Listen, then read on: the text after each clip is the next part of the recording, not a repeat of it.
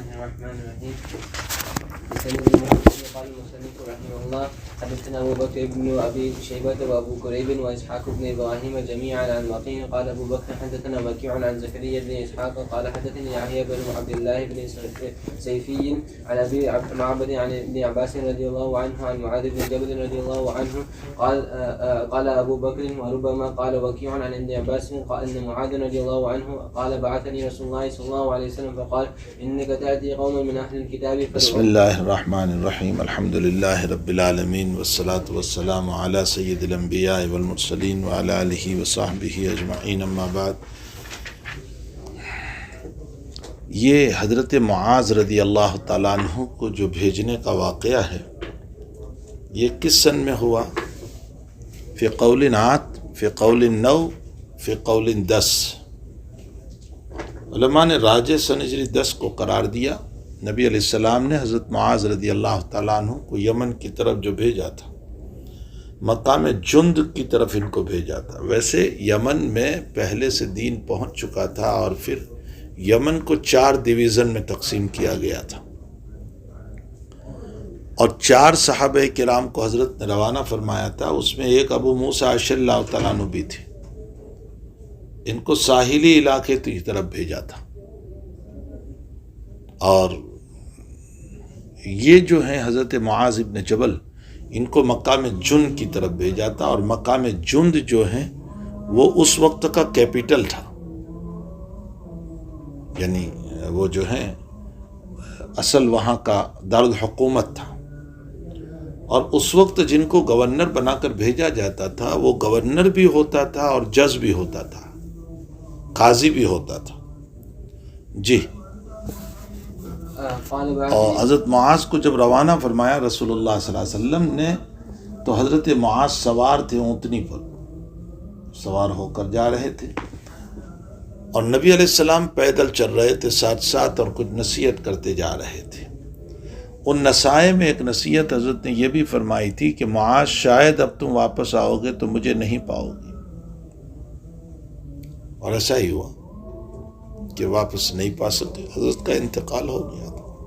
اور اس پر معاذ ابن جبل رضی اللہ تعالیٰ عنہ بہت روئے تھے کہ اب نبی علیہ السلام سے ملاقات نہیں ہوگی. اسی لیے معاذ وفات رسول کے موقع پر نہیں تھے. جی. فرمایا تمہارے پاس عنقریب اہل کتاب لوگ آئیں گے. جی.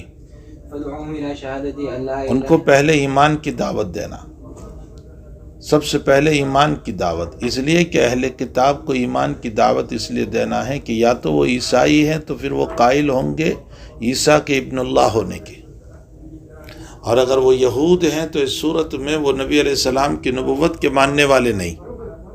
تو سب سے پہلے تو ان کو توحید کی دعوت دینا ہے. جی.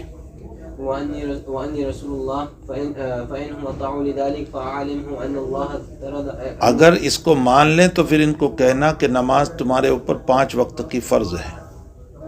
اس کا مطلب یہ نکلا کہ حضور پاک صلی اللہ علیہ وسلم یہ بتانا چاہتے ہیں کہ بتدریج دعوت دینا، اس لیے کہ یہ پڑھا لکھا طبقہ ہے، اور ایک دم سے اگر دعوت دے دیں گے آپ کی یہ بھی فرض، یہ بھی فرض، یہ بھی فرض تمہارے اوپر، تو نتیجہ یہ نکلے گا کہ وہ اس کو بوجھ سمجھ کر کے قبول نہیں کریں گے. معلوم ہوتا ہے کہ انداز دعوت یہ ہے کہ بتدریج دعوت دی جائے. سمجھ میں آیا؟ دعوت کا انداز یہ ہے کہ آہستہ دعوت دو. ابھی کوئی آدمی تمہارے پاس مسلمان ہوا اور اس کو کہے کہ جاؤ فوراً ختنہ کراؤ، بے وقوف ہے. اس لیے کہ غالباً میں پہلے آپ کو بتا چکا ہوں کہ بلوغ کے بعد سطر کو کسی کے سامنے کھولنا حرام ہے اور ختنہ کرنا سنت ہے. تو ایک سنت کی وجہ سے حرام کام کا ارتکاب کیسے کریں گے؟ اب اگر آپ نے ایمان لانے کے بعد فوراً کہا کہ آپ کو ختنہ کرانا پڑے گا، وہ اپنے اوپر بہت بڑا بوجھ سمجھے گا اس کو کہ کیا تم کہہ رہے ہو. یہی وجہ ہے کہ فقہاء نے مسئلہ لکھا ہے، بحر الرائق دیکھیں کہ فقہاء نے مسئلہ لکھا ہے کہ اگر آپ نے استنجا کیا اور موقع ایسا تھا کہ وہاں سطر کھولنا اور سب کے سامنے استنجا کو صاف کرنا بڑا مشکل تھا، استنجا تو کر لیا، لیکن اب کوئی آ گیا وہاں اور استنجا کے اب صاف کرنے کا مسئلہ نہیں، فقہا لکھتے ہیں کہ اسی حالت میں کھڑے ہو جاؤ اور وضو کر لو، نماز قبول ہو جائے گی۔ یہ خود بحر الرائق میں لکھا ہے۔ اس کی وجہ یہ ہے کہ آپ کو جو نجاست لگی ہے وہ بہت تو بھائی ہوگی ایک معمولی سی پیشاب کا قطرہ، اور آپ جانتے ہیں کہ اگر مائع نجاست ہو، بہنے والی، نورالضا پڑھی کہ نہیں، بہنے والی اگر نجاست ہو تو 1/4 کے برابر معاف ہے، 1/4 معاف ہے، اور اگر غلیظ نجاست ہے جسم والی، موتی، تو 1 ہتھیلی کے برابر معاف ہے۔ تو اب آپ کے مقعد پر جو نجاست ہے وہ تو اتنی ہے نہیں، اور جب اتنی ہے نہیں تو یہاں کسی کے سامنے سطر تمہارا دیکھ رہا ہے تو یہ حرام کا ارتکاب کر رہے ہو۔ فرمایا اسی کے ساتھ وضو کر کے نماز پڑھ لو۔ آپ انداز لگائیں کہ شریعت نے کتنا اہتمام فرمایا ہے، سمجھ میں آیا؟ اس لیے ان مسائل کو سمجھنے کی بہت ضرورت ہے۔ جی، تو فرمایا بتدریج دعوت دینا، آہستہ آہستہ دعوت دو۔ یہاں ایک مسئلہ اور ہے کہ آیا کفار فروعات کے مکلف ہے یا نہیں؟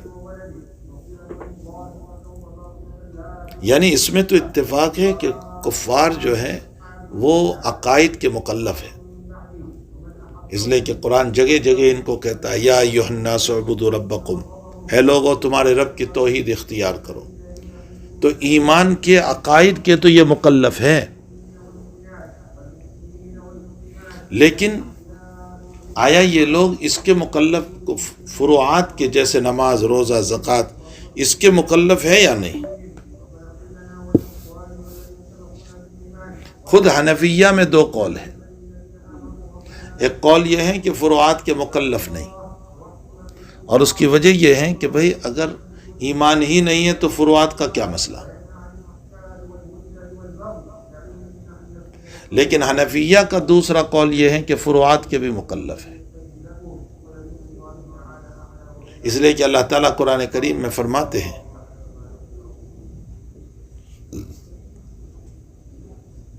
کیا آیت ہے وہ؟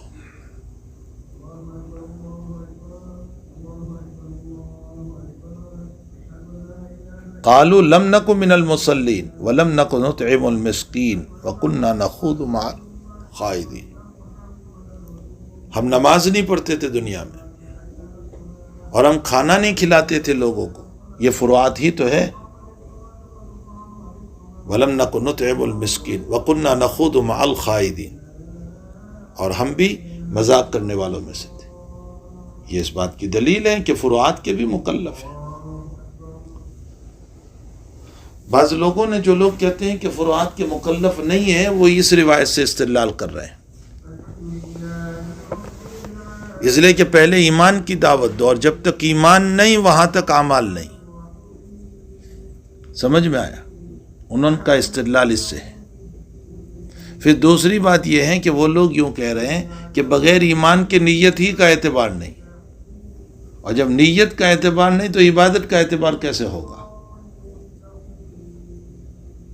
لیکن ایک جماعت حنفیہ کی اور ایک قول اختیار کرتی ہے، وہ یہ ہے کہ عقائد کے تو مکلف ہے، ایمان کے تو، لیکن فروعات کے عقیدے کے اعتبار سے مکلف ہے۔ یعنی یہ کہ اسلام میں نماز فرض ہے، اس کے مکلف ہے، روزہ فرض ہے، اس لیے کہ یہ بھی ایمان میں داخل ہے، اور جب عقائد کے مکلف ہے تو اس کے بھی مکلف۔ اور یہ بحث تو تم نے ہدایہ سے پڑھی ہوگی، یہ بحث ہے وہاں۔ جی، فعلمهم أن الله فرض عليهم 5 صلوات في كل يوم وليلة، فإنهم أطاعوا لذلك فعلمهم أن الله فرض عليهم صدقة تؤخذ من أغنيائهم وترد إلى فقرائهم، مالداروں سے لو مسلمانوں کے، اور مسلمانوں کے غریبوں میں دو۔ اسی روایت کی بنیاد پر زکوٰۃ کی رقم غیر مسلم کو دینے کی اجازت نہیں، غیر مسلم کو زکوٰۃ نہیں دے سکتے۔ ہاں البتہ صدقۃ الفطر دے سکتے ہیں، امام ابو حنیفہ رحمۃ اللہ علیہ، امام محمد کے وہاں غیر مسلم کو صدقۃ الفطر دے سکتے ہیں، لیکن امام ابو یوسف امام مالک صدقۃ الفطر کو بھی منع فرماتے ہیں تو صدقۃ الفطر بھی نہیں دے سکتے. لیکن زکوٰۃ کے باب میں متفق ہے امت کا فیصلہ کہ غیر مسلم کو زکوٰۃ نہیں دی جائے گی. جی فإنهم أطاعوا لذلك فإياك وكرائم أموالهم واتقي دعوة المظلوم فإنه ليس بينها. کرائم اموالہم کا معنی اس زمانے میں جانوروں کی زکوٰۃ لی جاتی تھی تو فرمایا کہ دیکھو بہت اعلیٰ درجے کا مال نہ لینا، جانور بہت اعلیٰ درجے میڈیم قسم کے لینا، نہ بہت اعلیٰ نہ بہت ادنا.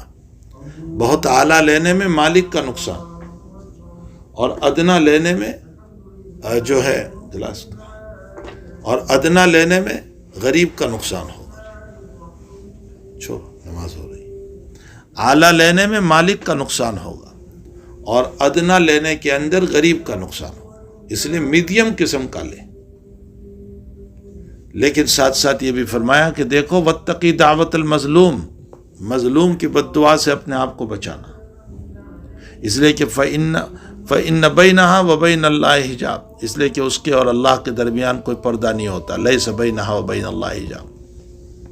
جی وبه قال حدثنا ابن ابي عمر حدثنا بشر بن السري قال حدثنا زكريا بن اسحاق حدثنا عبد بن حميد قال اخبرنا ابو عاصم عن زكريا بن اسحاق عن يحيى بن عبد الله بن صيفي قال عن ابي معبد عن ابن عباس رضي الله عنهما ان النبي صلى الله عليه وسلم بعث معاذا الى اليمن فقال انك ستاتي قوما بمثل حديث وكيع. وبه قال حدثنا أمية بن بسطام العيشي قال حدثنا يزيد بن زريع قال حدثنا روحا وهو ابن القاسم عن إسماعيل بن أمية عن يحيى بن عبد الله بن سيفين عن أبي معبد عن ابن عباس رضي الله عنهما أن رسول الله صلى الله عليه وسلم لما بعث معاذ إلى اليمن قال إنك تقدم على قوم أهل كتاب فليكن أول ما تدعوهم إليه عبادة الله عز وجل فإذا عرفوا الله عز وجل فأخبرهم أن الله فرض عليهم 5 صلوات في يومهم وليلتهم فإذا فعلوا فأخبرهم أن الله قد فرض عليهم زكاة تؤخذ من أموالهم فترد على فقرائهم فإذا أطاعوا بها فخذ منهم وتوقع كرائم أموالهم. وبه قال حدثنا قتيبة بن سعيد قال حدثنا ليث بن سعد عن عقيل عن الزهري قال أخبرني عبد الله بن عبد الله بن عتبة بن چلو اس میں لمبی بحث ہے پھر.